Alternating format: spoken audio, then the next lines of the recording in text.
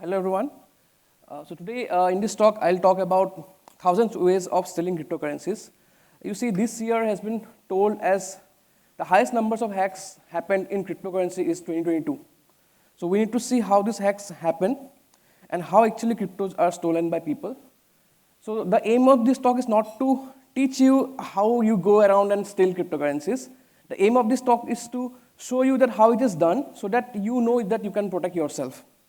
So before starting, I am from Numen Cyber. So we are a Web3 security company. We also focus on Web2 security. So we have a team of elite security experts who can help you take your security to the next level. And we often do a lot of research about Web3 security and how all the hacking incidents is happening in the Web3. Because Web3 is a very new landscape and not many people or companies are aware about it. So let's start.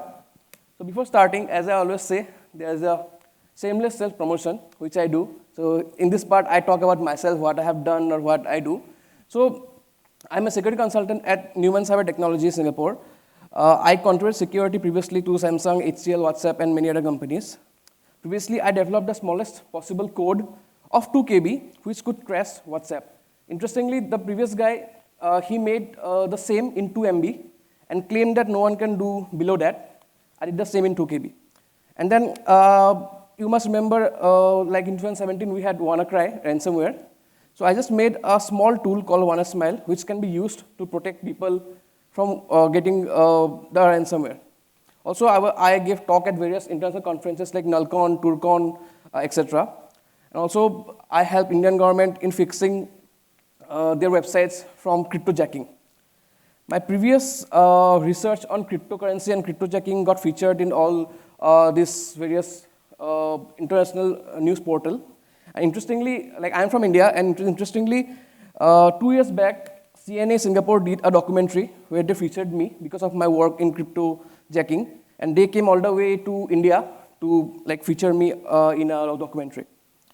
So let's get started. So before starting, I would like to say that since I'll be talking a lot about money and finance, so this is not a financial advice, and this presentation is only for educational purposes. Like you should not get my recommendation and put money somewhere, and you cannot blame me later on. So in our company, right, we get a lot of clients who ask us about to do security audits or smart contract audits. Also, we get a lot of clients or customers who say that, okay, our crypto got hacked, how can we recover it? So we see that there is two problems. One is crypto projects getting hacked, and another is that users are getting hacked. So here I'll be talking on both the aspects, but I'll focus mostly on how users are getting hacked and not projects. So before starting, we have to first learn few of the key concepts. And I understand that Web3 is a very new concept. Even a lot of security guys are not aware of it. So I'll not do it in a very technical way. I'll try to show you in a very simple way as possible so that everyone can understand it. So the main aspect of all Web3 is blockchain. So you need to first know what is blockchain. So blockchain just shared an immutable ledger. So basically, you can record every transaction. So basically, anything that has a value can be tracked on a blockchain network. And it is a decentralized one, so you cannot easily make changes. So let's say, for example, Ethereum, right? There are thousands of nodes. So if you want to make a change in any of the nodes, you need to go and change that change in every node, which is practically not possible. So that's why people say that it is secure, and that's why it's a lot in demand. Then you might ask, okay, what is smart contract? So when Bitcoin came in, like the concept of blockchain came together with Bitcoin. But then we could only transfer a value through blockchain. Then something came called as smart contract, where they allowed you to put your codes in the blockchain. So now you can manipulate things according to your wish. So a lot of developers makes apps, decentralized apps, and they put in the blockchain. So whenever they call for the program, it will run some predetermined conditions, and that's how we have a lot of cryptocurrencies these days. This is how a smart contract look like. So this is the screenshot of Shiba Inu, which was very popular like 1-2 years back. So because it is public, you can read the smart contract, you can read what is happening behind the scene. So I hope till now these two concepts are clear about blockchain and smart contract. So because of these two technology, we have cryptocurrencies. So what is cryptocurrency? I hope a lot of people already know the basic concept of cryptocurrency. So these are digital assets which can be exchanged. And the term crypto is used because they use cryptography for security and verification. And then currency is like how they use finance. Now, the thing is, a lot of people will say that, okay, I love cryptocurrency because of the technology or anything. But let me tell you the main reason why everyone is crazy about cryptocurrency is the money factor.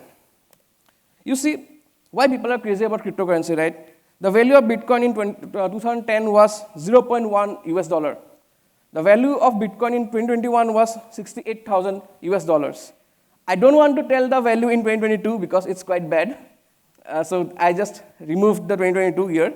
So you can see there's a big volatility.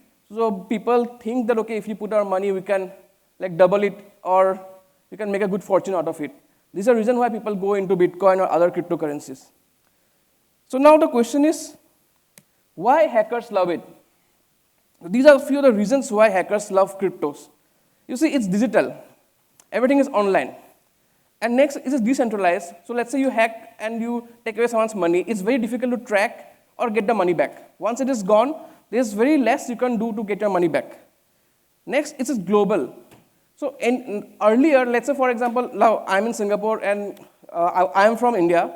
So to send money from Singapore to India, I need to do a lot of things. I have to go to bank. It will take a lot of time, days or hours. But crypto is global. Anyone sitting in any part of the world can attack anyone sitting in any part of the world.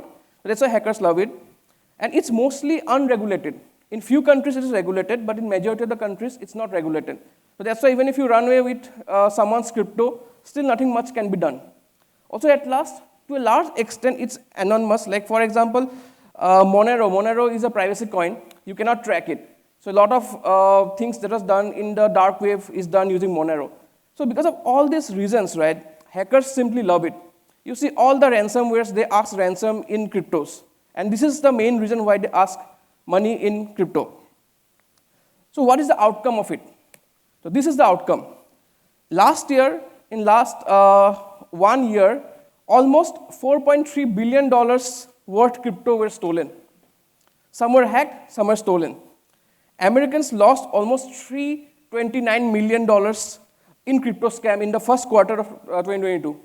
And here I have not used the word hacked, I have used the word scammed. Because hacking crypto is still a bit difficult. You need a lot of expertise.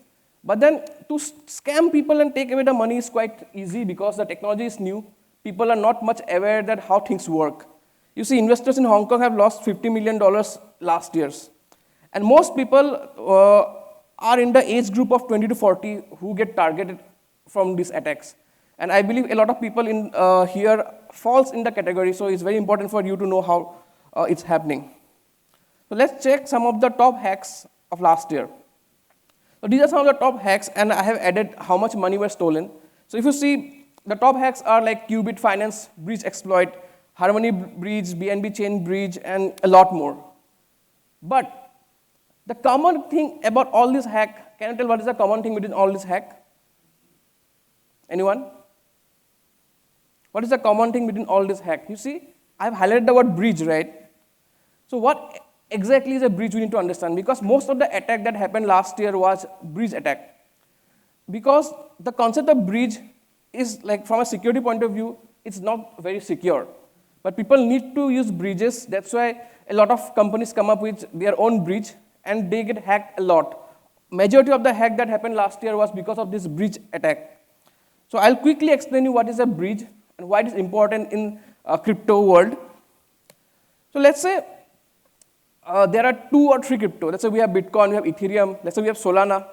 Everyone runs on their own different chain. Like the Bitcoin chain is different, Ethereum chain is different, Solana's chain is different. Now, let's say I have Bitcoin, but I want to buy or use Ethereum. Bitcoin will never go out of its chain and go to Ethereum. So I need a middleman kind of thing who will accept my Bitcoin and give me equivalent value of Ethereum. And that middleman, we can call it as a breach. and breach happens automatically. So there are a few codes which will run, which will take your Bitcoin and give you Ethereum of equivalent value. And this whole concept is, there are a lot of flaw in this whole concept. So you can see this is how it works. So for example, if you see this girl, she wants Ethereum, but then she has, let's say she have Solana, right? So what she'll do is, she'll go to the first bridge, the pink one, and she'll send 110 wrapped Ethereum, which is on a different network. So once she send it, those Ethereum will be burned, and this first bridge will run a function and tell the second bridge that, okay, I have received the wrapped Ethereum, so you can release the real Ethereum. This is how the bridge concept worked. The flaw is that, what if I never send those 110 wrapped Ethereum and run the command saying the other bridge that, okay, I have sent it. So now what will happen is that I have both wrapped Ethereum and the main Ethereum. So because of this simple flaw, a lot of breach hack has happened in the last 1 year. Because a lot of companies come up with their own logic of building a bridge between different chains, and then their logic is, there's a problem in their logic, and they get hacked. And as long as we have bridge, there will be more attacks that will happen even this year or the coming years.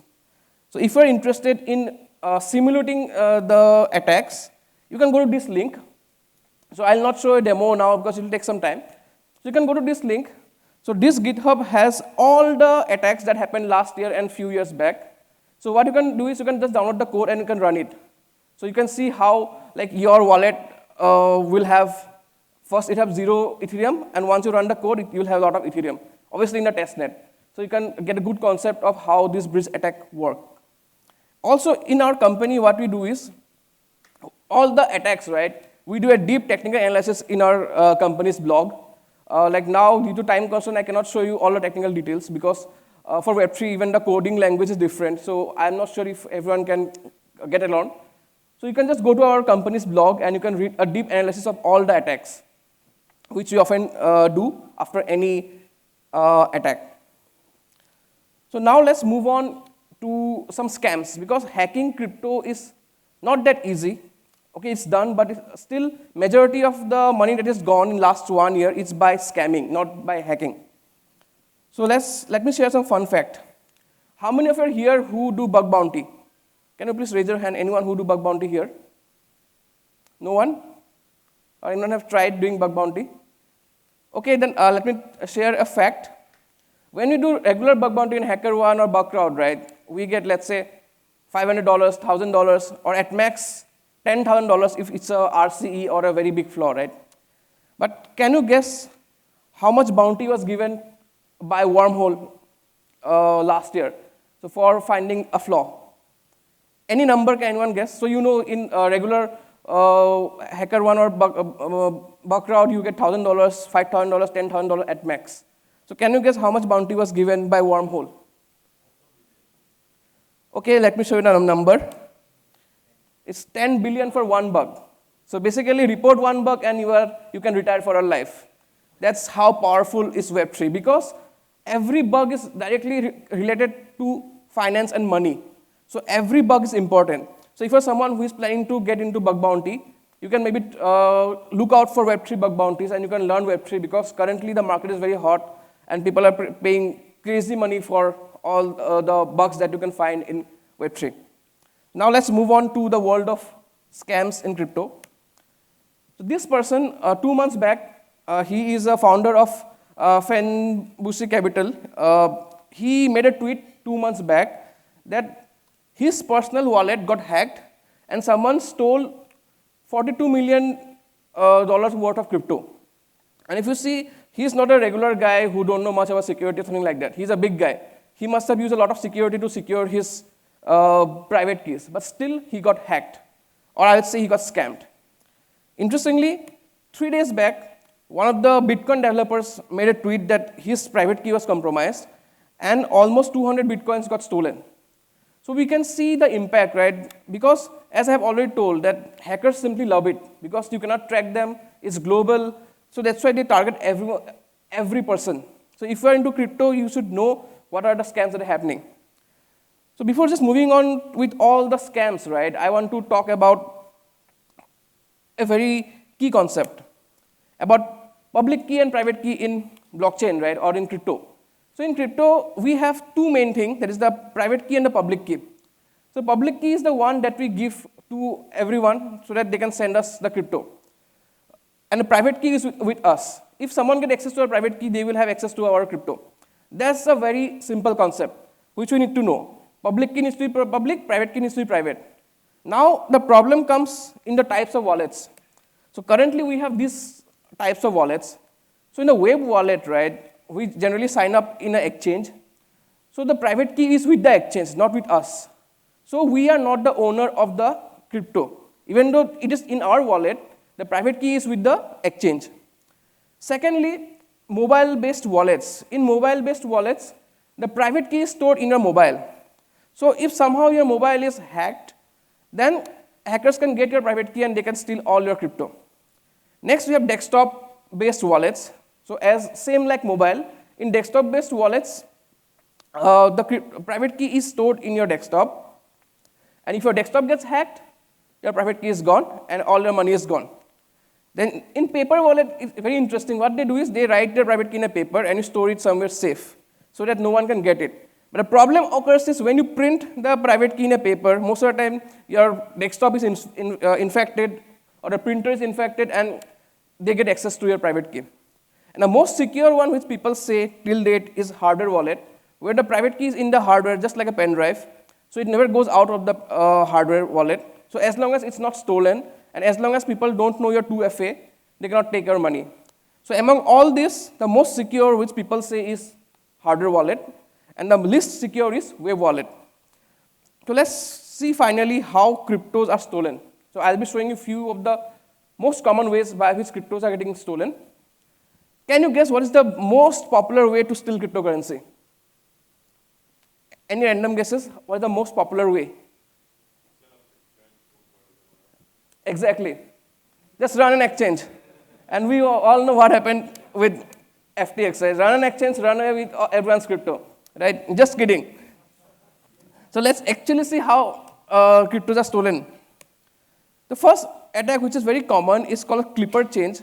So what happens is that attackers infect your browser or some plugins, and each time you copy paste some address to send crypto, right? They will change the address automatically. So let's say I have an account in crypto.com or Binance, and I want to send some crypto to my friend. So I'll copy my friend's public key and enter it, right? So these plugins will detect and they'll change the public key. And because public keys are so long, people don't remember it often. So even if they change it, we don't realize it and we click on send, and the money goes to someone else. So this is one of the very interesting way to this is being done to scam people. As you can see the news, right? Almost 2.3 million got hacked by using this exact technique. Next is a hardware wallet seed attack. So what people do is, as I told you about a hardware wallet, right? So you get a device like a pen drive.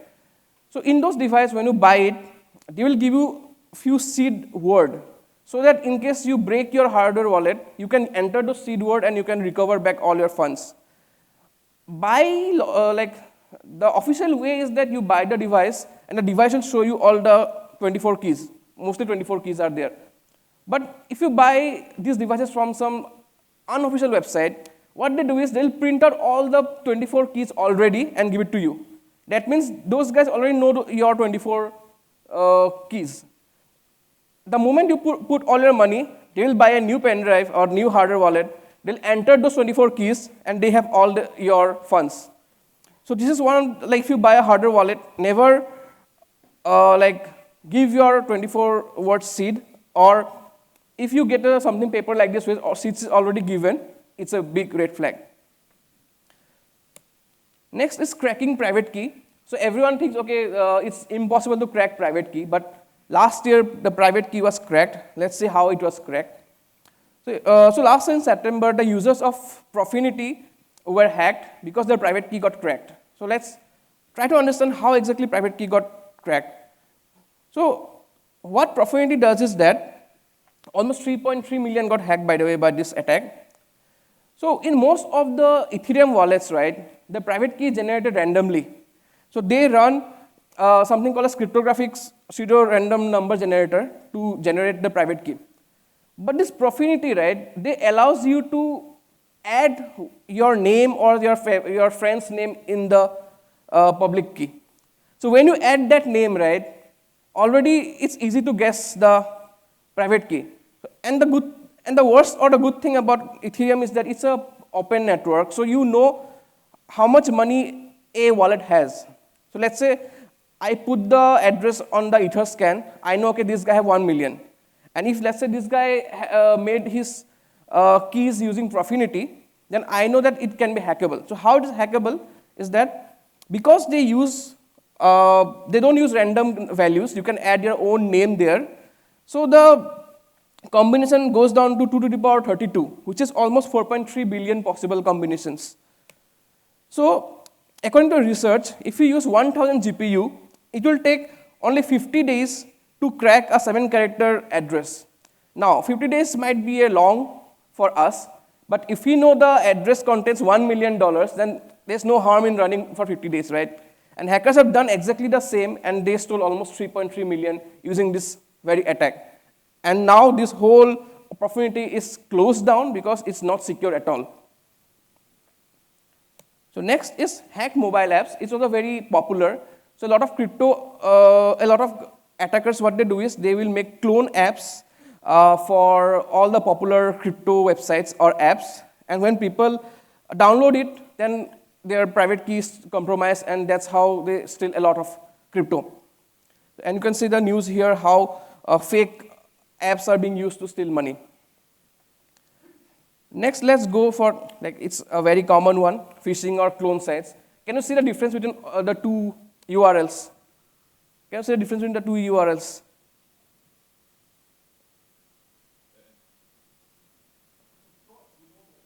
Yes. So there's a dot below the N, and most of the time we will never see it, right? And if you use an Android phone, the URL is by default is hidden, right? If you use the browser, so it's very difficult to guess. And thanks to AI, now phishing has become very easy. How many of you here have received all those scam emails telling that you have owned millions of dollars? I guess everyone have received, right? But there's a very good way to catch those, because in most of the cases, the English is very wrong. I guess you have noticed, right? The English, by reading the way they write the email, you can understand it's a scam. But now, thanks to AI, that problem is gone. Now everyone can write perfect English. Let me show you an example. So I have written this. Everyone can read this? I'll make it bigger.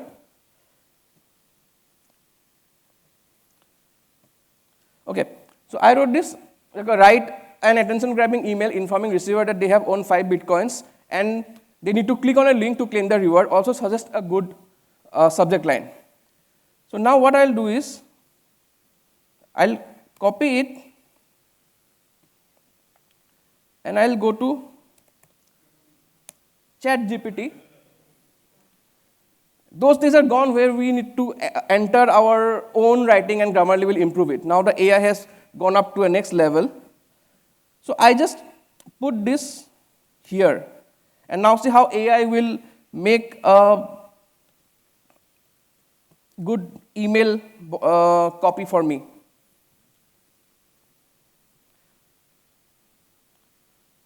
So you see, AI have written the phishing mail for me.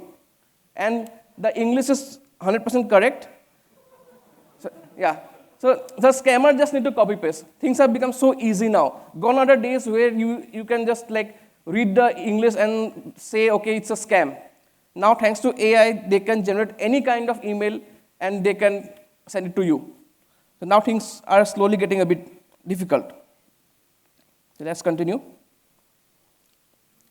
So the next attack is a quite interesting one. It's called as private key reveal attack. So as from last few minutes, I'm telling you that always keep your private keys secret, right?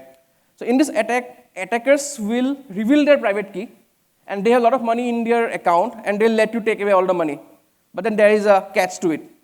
So you see, the way Ethereum works, you can launch different coins in the Ethereum chain, and those are called as ERC20 tokens. And even if you have, let's say, millions of dollars of ERC20 tokens, to send it out, you need to pay gas fees, which is in Ethereum. So let's say in your wallet there is 0 Ethereum, and you have $1 million worth of ERC20. You cannot take it out unless you put Ethereum on it. So what hackers do is, they'll put thousands of dollars in the wallet, and they'll not put any Ethereum on it. And they'll tell people, okay, this is my private key, I have so much money, take it out. So when a victim see the wallet, they see, okay, there are thousands of dollars of ERC20 tokens, let me take it out. But they fail to do it because there is no Ethereum to pay gas fees. So the guy thinks, okay, let me put $50 worth of Ethereum in the wallet so that I can take out the $1,000. It's a win-win situation. So the moment the guy put the $50 in the wallet, the way it is programmed, automatically that $50 goes out of the wallet. So the guy end up losing $50, and he can never take out the $1,000. And this is a very easy way to track people, because people think, okay, I have got free money, so they end up losing the money. Next is, of course, the fake accounts is very popular in Twitter or in YouTube. You can see fake accounts run by a lot of scammers, and thanks to Twitter, now just by paying $8, you can get a tick mark, right? So you can just easily fool people and run all these scams. The next is compromised email list or Telegram, because a lot of these crypto projects, they have Telegram groups or they send email. So hackers just hack their website, get their email list, and then start sending emails to users. This is a very common way to scam people, which is being done. Next is Google Ads. So a lot of these Google Ads, which comes for crypto-based searches, right, are mostly fake or is a phishing website. So because ads are being run, and in the ad you can modify all the details, right? So people think it's genuine, they click on it. So always avoid clicking those links. So these are some of the ways by which it is done. So the question is, before ending, right, how to actually secure your crypto in 2023, right? So you might ask, okay, hey, I want to invest in cryptocurrencies, or I have crypto, how do I secure it?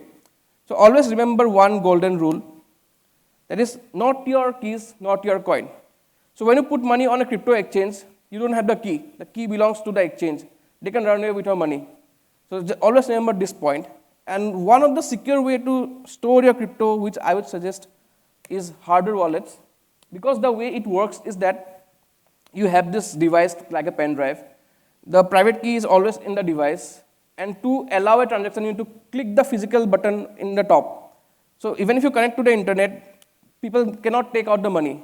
So it is one of the most popular and secure way to store your crypto. If you are someone who have a lot of money in crypto, I would suggest go for hardware wallets, because everything else got compromised. Even world's second most popular exchange ran away. So we cannot these days trust anyone. So I would suggest always keep your money with yourself. So with this, I end my talk. I hope you liked it. So you can connect me on this social media by just going to this link. If you have any question, you can ask me.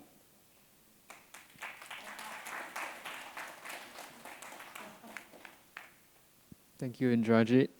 Does anyone have any questions for him?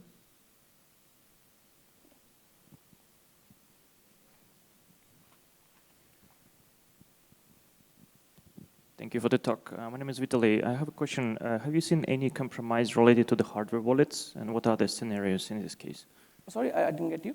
Have you seen any compromises related to the hardware wallets of the users who own hardware wallets but still lost a lot of money? Oh, okay. So it depends. Like for example, in these hardware wallets, right, one of the most popular way is the seed attack. Like for example, you buy the hardware wallet from some third-party website. They already know the seed. So when you install it, they have the seed with them, and then you put the money, they run the seed on a different wallet and they get it. As of now, this is the only attack that is being happened on the hardware wallets. Apart from this, like hardware wallets are still quite secure, but we never know in security what might happen next. But as of now, it's one of the most secure way to store your cryptos. Okay, any more questions, anyone?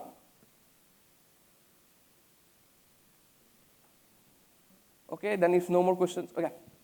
Sorry. maybe if I can add then, as long as normal questions, and maybe you have a couple minutes. Regarding the hardware wallets, just maybe a warning to all the users if there are some cryptocurrency enthusiasts in the room. There are compromises related to hardware wallets. They are based on the idea that user is really relying on hardware wallet when doing transaction. So the attackers compromise their machine, and then they just wait for the moment of the transaction, because normally what you do is just to confirm the transaction. You initiate it still from the infected machine. And what they don't very validate in this case is the address what they see in the hardware wallet and the address that they have on the display of the compromised machine, they are different. So when you are in the middle of transaction, if you're transferring to someone, you don't expect this to be momentarily changed. So you don't really go through all the hexadecimal digits to see that this is exactly the same address of a Bitcoin wallet. And that's what they use by compromising the host. So in this case, it's kind of a, replacing the destination address, similar to Clipper attacks.